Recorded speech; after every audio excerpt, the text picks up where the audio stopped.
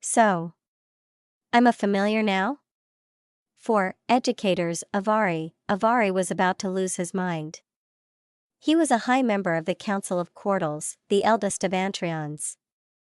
Quartals were the ones responsible for all mortal matters, including a creation or destruction of various races off the face of the world.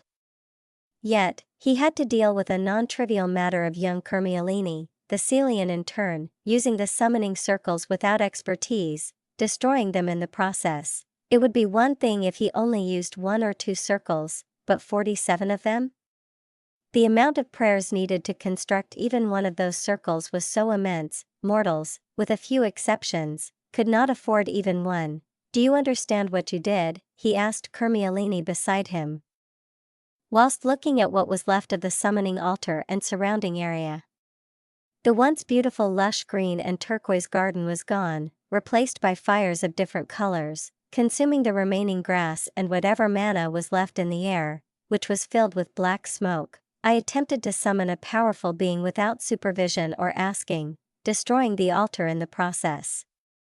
The youngling said this without apology, which pissed Avari off.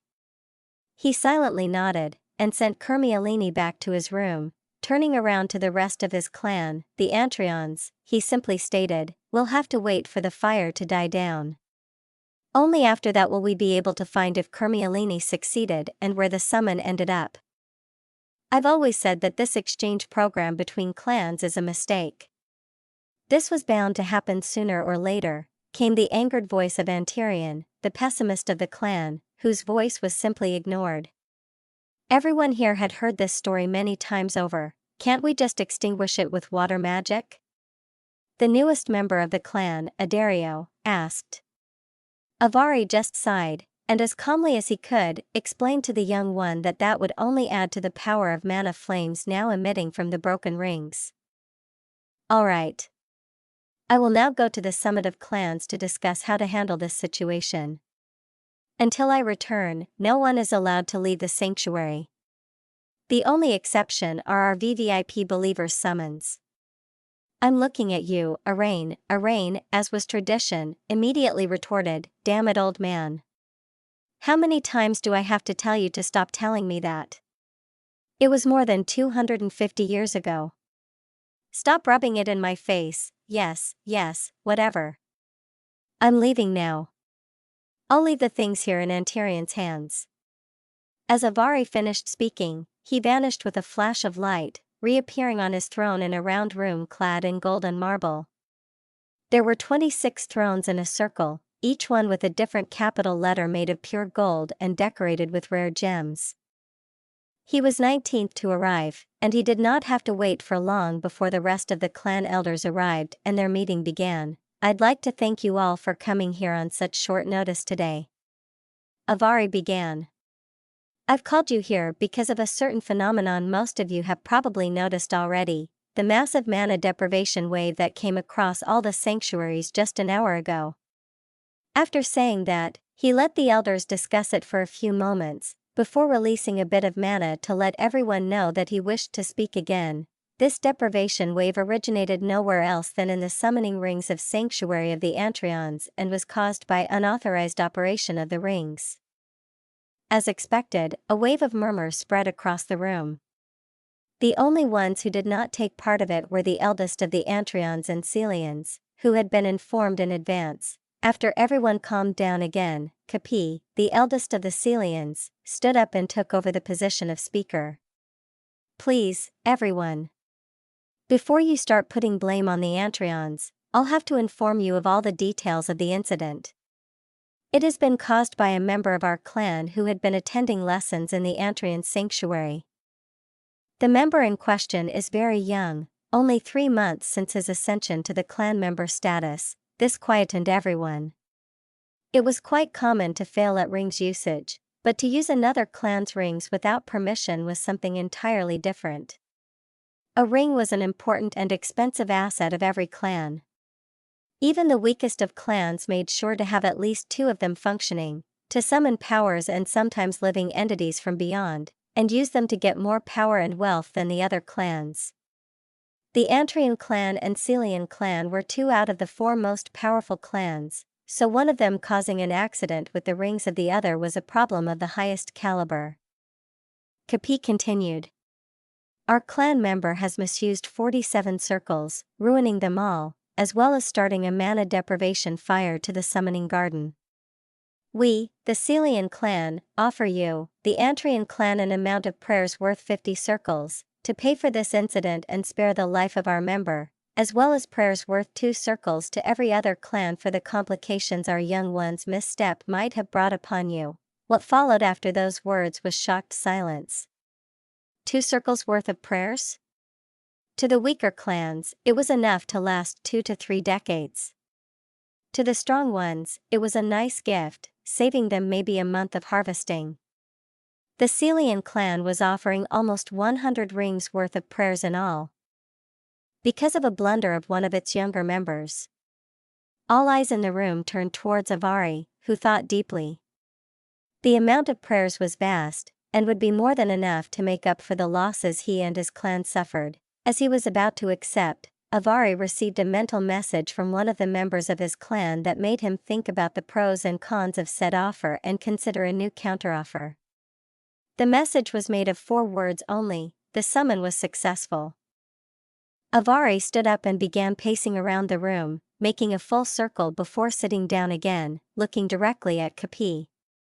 The Antrian clan is grateful for your offer, but there is something else we would like to obtain. After saying so, he watched as the wheels in Kapi's head began to turn in a futile attempt to find a way not to surrender his member. Trying to stop his overthinking, Avari spoke to all the elders in the room. The Antrian clan will give up those 50 rings worth of prayers for the rights of the creature your disciple has summoned. The Celian clan will be responsible for offering half the amount of mana for the creature to connect it to the world system, as well as giving up the rights to the creature. But other than that, we won't want any other reparations. Putting on his best poker face, Avari sat down and looked at Kapi's changing expression. He could not read it, as he was not knowledgeable in facial expressions of other clans, but Avari predicted he'd be pretty shocked. Kapi, now it was Kapi's turn to think. A creature summoned with the power of 47 rings would indeed be very powerful and dangerous, as well as incredibly helpful. The problem was that it was not summoned onto the altar but to the world below, meaning the need for actual ascension to join their ranks. This process would require more than 1,000 years of it running wild in the world below with little to no chance to guide its behavior, unless it proved to be extremely compliant. The offer stated the need for them to give the creature enough prayers to join the world system, which was usually about 20 rings worth of prayers, but that would be paying in advance for not having trouble in the future. They could use their arrays of circles to summon and enslave enough strong creatures before the millennia passes, effectively catching up to or even passing the Antrian, and getting into leading position. He made his choice. The Celian clan will accept your generous offer. We will proceed as soon as my clan pays the promised prayers to the rest of clans, and your clan finds the creature. Kapi said, and nodded to Avari, who was sitting on his throne and smiling. Shall we begin the prayers transfer? He asked the rest of the elders. 1 hour later, Kapi walked side by side with Avari towards the place where Antrian clan found the creature. They did not talk, just walked in silence, so as not to alarm any being that may have been nearby. About 200 meters from the clearing where the summoned creature was, they encountered another member of Antrian clan, Ariane, who specialized in espionage and twisting laws in her favor. Ariane, Avari said, surprised she was not near the clearing. What are you doing here? Shouldn't you be watching the creature? Ariane simply looked at him, and after a short pause she simply answered, self-protection. The thing was able to detect me, even while using countermeasures. After scouting the terrain and witnessing combat results, according to our predetermined laws, I decided that retreat was the safest option, and I opted to inform my superiors in a predicted safe distance. She then looked at Kapi, simply bowing her head. Combat results?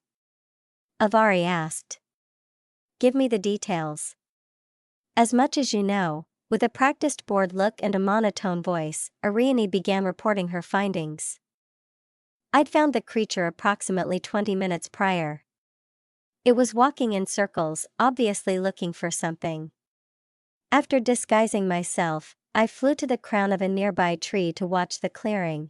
From there I saw 5 carcasses of Kerman origin, one of them decapitated, 2 of them with large holes in their flanks, 1 thrown into toxic mushrooms, and 1 lying near a bush on the edge of the clearing. I decided to check the bushes around for any clues of the combat, and found another carcass, this time without any sign of external damage. After thorough inspection, I discovered a shockingly strong impact to the flank, which was probably enough to throw it halfway through the bush. Around that time, I noticed the creature watching my every move, unaffected by my countermeasures. I decided to fall back and report to you. That was about 10 minutes ago. I don't know if the being decided to walk away, but from what I saw, it planned to stay the night. Kapi and Avari looked at one another, and wordlessly walked the rest of the way, this time much more circumspectly. Stopping at the edge of the clearing, they saw a weird scene of an ant sitting next to a fire pit with burning wood, and right next to a bipedal being, clad in fabric of green and brown colors scattered in an unorganized way, partially blending to the background.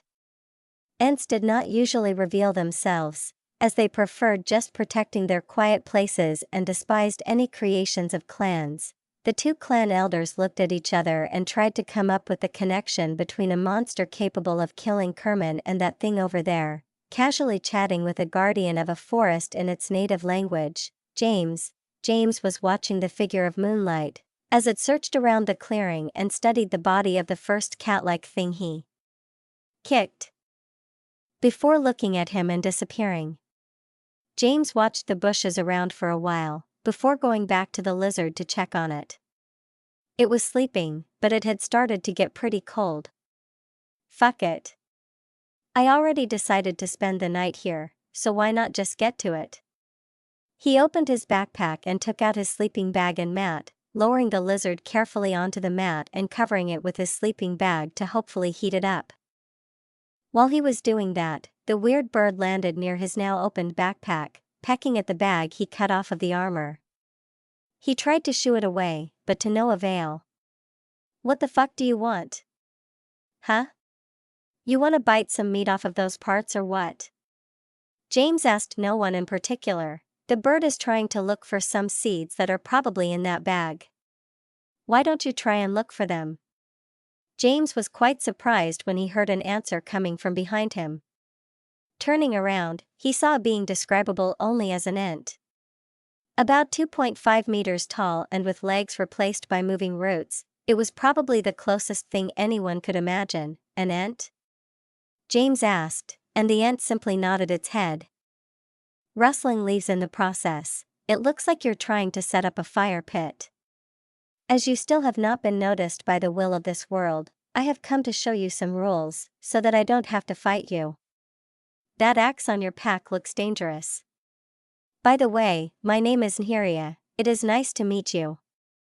Nhiria slightly bowed, and James did the same. James. The pleasure is mine? James replied, a bit shocked, and then the words dawned on him. Wait a minute. You said that I've not been recognized by the will of this world. What does it mean? It's quite simple. As you have not been noticed, you have not been linked to the inner works of it. That way, you could not sense the will of various spirits and guardians of sorts. If you could sense them, you would know that the place you are allowed to make fire is right next to the place you laid the Reykjavik. Is that a bad thing? That I haven't been noticed and recognized, you don't have to worry. I'm pretty sure those who are responsible for your arrival are looking for you now. While they are still searching for you, I'll be your company. If you do not mind, that is. James nodded. Thanks to Nhiria's navigation, he was able to dig a fire pit using his shovel, which for some reason kept catching Nhiria's eyes, and he even managed to collect some nice, dry firewood.